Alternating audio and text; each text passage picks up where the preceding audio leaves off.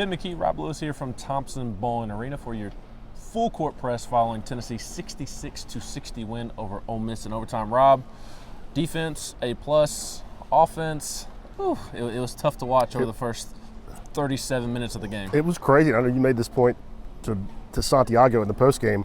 Tennessee scores 19 points in the first 20 minutes tonight, and they scored 15 points in the 5 minutes of overtime. They were 5 of 6 from the field in overtime, and it was ugly. I mean, Tennessee, a heavy favorite. Ole Miss down a couple guys, and Tennessee just, I mean, they were just playing bad offensively tonight. They were, and then Olivier Camois steps up in overtime, 5 points. Santiago had 5 points in overtime. Guys stepped up when they needed them the most. Santiago stepped up big time. You mentioned Olivier. Coach couldn't say enough about him post-game, but Santiago, with 3 minutes and 40 seconds left, he's got 5 points.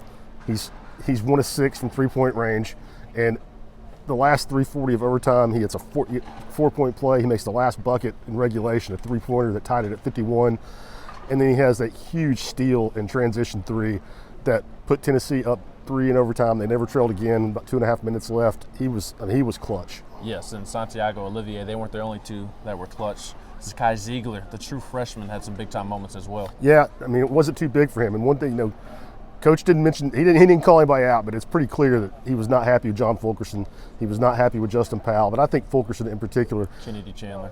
But even with Kennedy, kind of struggling, he finished the game. He did. Fulkerson didn't play. Fulkerson was not on the floor in the last 3:39. He came out with 3:39 left in regulation. He did not come back. Tennessee finished that game with 2 freshman point guards on the floor, which I thought was a pretty strong statement from Coach Barnes about who he trusts.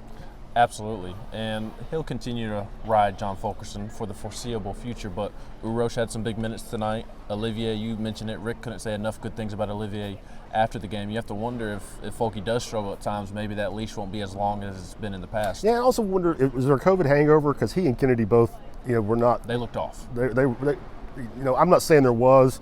Rick Barnes certainly didn't say that. He said he hadn't seen that from either one of those guys in practice. But Fulkerson has 5 points tonight.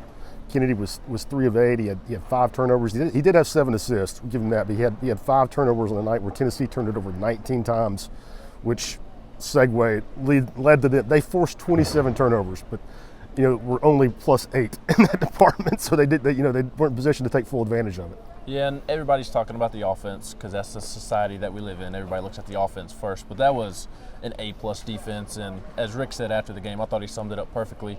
Even when things aren't going well offensively, good teams still find ways to win, and they did that with their defense, rebounding, and clutch shots.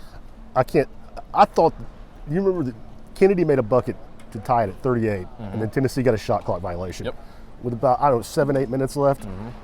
Or and then Ole Miss came down, hit back-to-back threes. And they went up by 7. They went up 48-41. I thought they were done. I did too. It was a 10-3 run. And then there's a little over 5 minutes, I think, when they're up 48-41. Ole Miss scores 3 points the rest of the way. I mean, Tennessee just kept getting stops, and did just enough to get into overtime.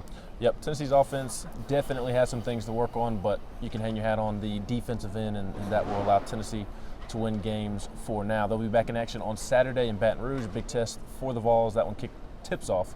Got to transition to basketball season now that football's over.